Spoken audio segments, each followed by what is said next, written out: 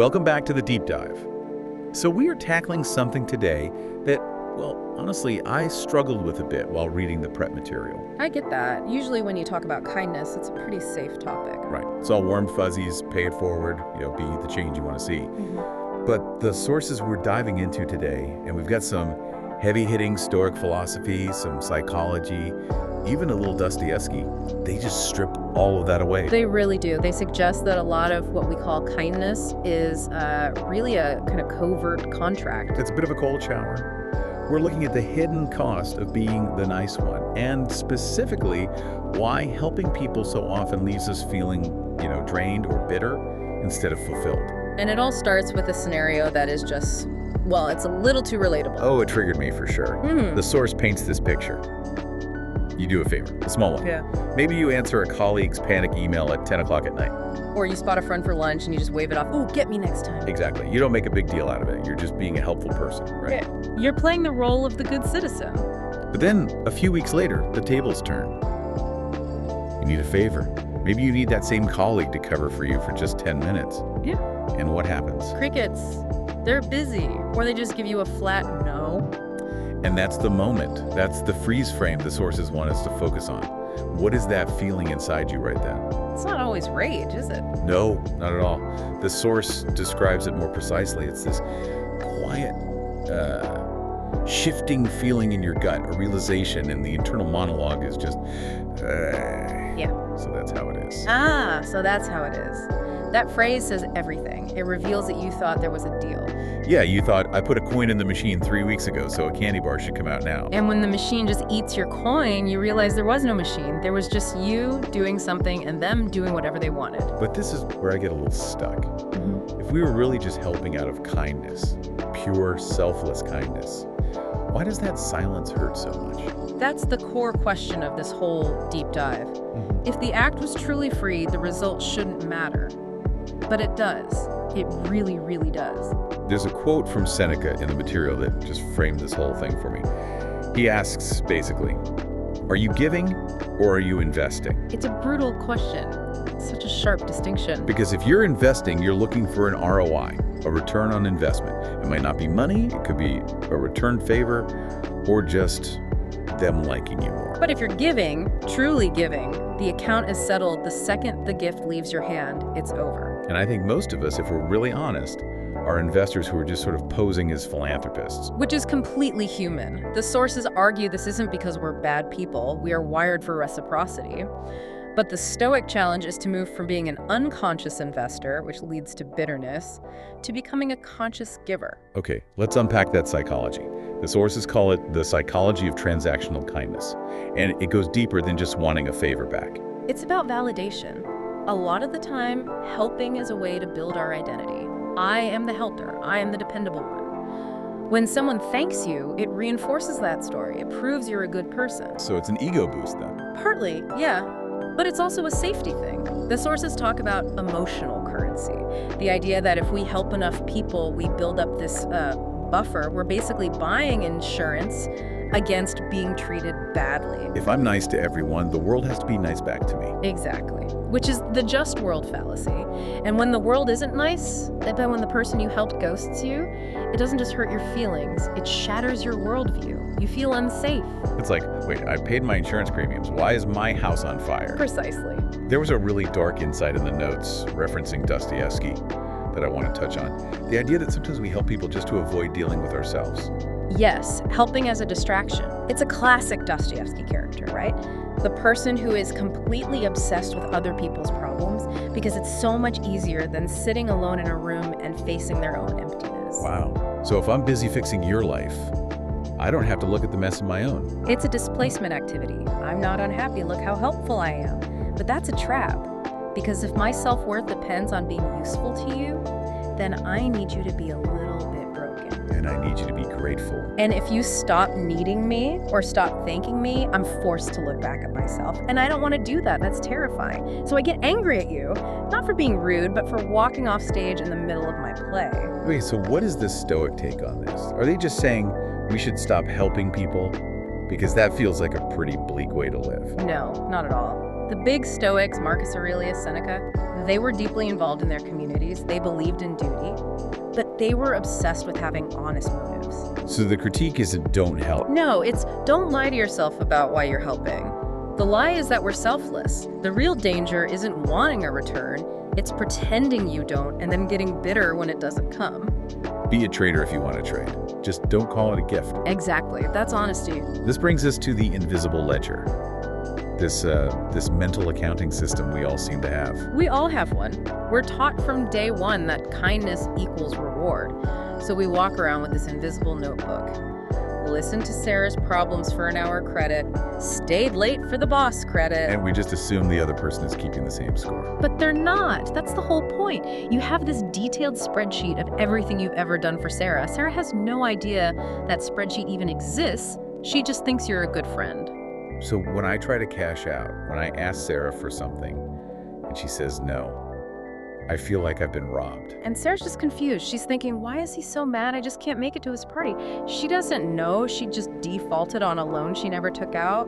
The sources talk about the fear of being the fool. And I think this is huge for people. We are terrified of being the sucker. It's a status fear. We don't want to be seen as the doormat. But the Stoic reframe here is so powerful. They say you're only a fool if you were tricked. If you were trying to make a trade and it failed, well, you were a bad trader. You were a fool. Okay, so what's the alternative? If you decided to help simply because you decided it was the right thing to do, completely independent of the outcome, well, then you can't be tricked. You exercised your own will. You did exactly what you wanted to do. So the question to ask isn't, will they pay me back? No. The question is, if I knew for a fact the outcome would be silence, no thanks, no brownie points, nothing, would I still do this? And if the answer is yes, then do it. You're free. No one can make you a fool because you already accepted the cost up front. and what if the answer is no? No, if they're not going to thank me, I'm not doing it. Then don't do it. And that's the hard part. A Stoic would say it's better to honestly not help than to help with strings that will just turn into a noose of resentment later. That feels connected to this idea of moral loneliness. The source points out that doing the right thing in this Stoic way can be a really lonely path. We want backup. You want the world to nod along and say, good job. Marcus Aurelius was always writing about this. True virtue often happens in the dark. It happens when no one is watching, or maybe even when people are watching and they completely misunderstand you. If you need the applause to keep doing it, it's not virtue, it's just a performance. Exactly. Okay, let's talk about the cost of not figuring this out. The section on burnout. The source argues that it's this transactional mindset, not the helping itself, that burns us out. That's the hidden cost right there. Think about the mental energy it takes to manage that invisible ledger. You're constantly tracking who owes you what, judging if people are grateful enough, feeling slighted. It's exhausting. The source calls it the feedback trap. Right. If my well-being depends on your reaction, I'm in a constant state of anxiety. Did they like it? Did I do enough? Why didn't they use an exclamation point in that thank you text? You're basically handing the remote control to your own mood over to someone else. And society encourages it. We praise the martyr. Oh, she's amazing. She does everything for everyone. We love the results of the martyr. Yeah. Society runs on the free labor of people who can't say no. But, and the source is really sharp on this point, society takes zero responsibility for that person's burnout. We celebrate them until they crack. The second they become resentful or needy, we label them as high maintenance. We consume their kindness and then shame them for running out. Exactly. So if you build your identity on being the helper, you are setting yourself up for a massive crisis, because one day you will run empty, and you won't know who you are if you're not serving someone else. And that's where the accumulated bitterness comes in. It's not one big thing. It's like a thin layer of rust that builds up over years. And that nice person becomes cynical. They start thinking people are just selfish, people are users. It becomes a self-fulfilling prophecy. The helper becomes the victim. I always give, no one ever gives to me. And the Stoics are just ruthless on this point. You cannot be both the benevolent giver and the victim of your own giving. You have to pick one. If you chose to give, own the choice. If you feel like a victim, admit you were trying to make a trade and you got a bad deal. Okay, so let's get practical. How do we actually stop this cycle? The source outlines a Stoic strategy, but it warns that it's the hard solution. Yeah, it's not a life hack, it's more like a character reconstruction, and it starts with that pre-mortem check we talked about. Before you say yes to a favor, you vividly imagine the worst-case social reaction. Complete silence. Ungratefulness. You visualize them taking your help and not even acknowledging it. Maybe they even take credit for your work.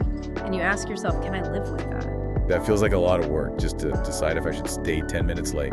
It is at first, but it saves you from weeks of stewing over it later. You're front-loading the emotional costs so you don't end up paying interest on it for the next month. Then there's this concept that the act is complete in itself. I'll admit, I struggle with that one. It feels very abstract. The classic Stoic metaphor is shooting an arrow. Once that arrow leaves your bow, it's not yours anymore. It belongs to the wind, to gravity, to the target. You can't control it once it's left. Right, and if you're still emotionally tied to that arrow after you've shot it, you're just torturing yourself. So the act of helping is releasing the arrow. Take your satisfaction in the aim, in the clean release. The kindness was the reward. You gotta be a kind person in that moment. That's it. Transaction complete. That requires setting boundaries, which I think a lot of people who identify as nice are terrified of doing. And it forces you to redefine what a boundary is. We tend to think of boundaries as selfish. I'm not helping you to protect my own time. But the Stoics see it as a way to protect the quality of your kindness. What do you mean by that? If I help you while I'm secretly resenting you for asking, I'm giving you poisoned help. I'm handing you a favor that's wrapped in a guilt trip. Saying, no, I can't do that, preserves my own integrity. It means when I do say yes, it's a clean yes. It's real. Okay, the source mentioned one exercise that sounded like pure emotional weightlifting. Enduring the silence. That's the workout. You do something good, you get silence back, and instead of chasing them for a thank you, instead of complaining to someone else about it, you just sit with it. You just let that uncomfortable feeling be there. You observe it. You watch your ego screaming, notice me, pay me, and you just don't react. You realize the silence itself isn't what's hurting you. It's just silence. Your story about the silence is what hurts. I guess if you do that enough, you stop being so afraid of it. You build an immunity. Yeah. And that is freedom. If you don't need the thank you, then nobody has that power over you anymore. Which brings us to the final section, what the source calls the promised land. But it's not this place where you're suddenly the most popular person in the room. In fact, it might be the opposite. You might seem colder to some people because you stop playing the game. You stop trying to buy affection with favors. You stop over-functioning to manage everyone else's mood. I can see how that would really upset the people who are used to you playing that role. Oh, absolutely. The parasites will hate it. Any relationship that was built on you being a doormat will probably fall apart. And the Stoic view is, let it. It wasn't a real relationship. It was a dependency contract. But for the relationships that remain, they become clean, honest. You're not helping out of guilt, and they're not thanking you out of obligation. Everything is voluntary. The source calls this the mirror test. In the end, that's the only ROI that matters. Can you look yourself in the mirror, and do you see someone who is bitter and keeping score? Or do you see someone who acts based on their own values, regardless of the applause? There's a final Seneca quote that I think just sums this all up. Kindness is only free when it is not bound by hope. Bound by hope. That's it. Hope for a return, hope for validation, hope for them to change. When you cut those ropes, the act of giving becomes a pure gift. Until then, it's really just a loan with hidden, very high interest. The fundamental shift from transactional helping to what the source calls clean helping. And clean helping is sustainable. You can't burn out if you're not waiting for someone else to refill your tank. You generate your own fuel just by acting in line with your own principles. I want to leave everyone with a provocation from the very end of our source material. It's a question that has been rattling around in my head all week. It's the ultimate test, isn't it? It is. The question is this. If tomorrow you help someone and they never mention it again, never change their attitude towards you, never stand on your side, and in fact, completely forget you even did it, yeah, would you still do it? If your answer is yes, you are approaching freedom. And if the answer is no, then you weren't helping, you were trading. And it is so much better to admit that to yourself than to live in a fantasy that will only make you bitter. That's a wrap for this deep dive. Go out there, be kind, but maybe leave the ledger at home. Thanks for listening. See you next time.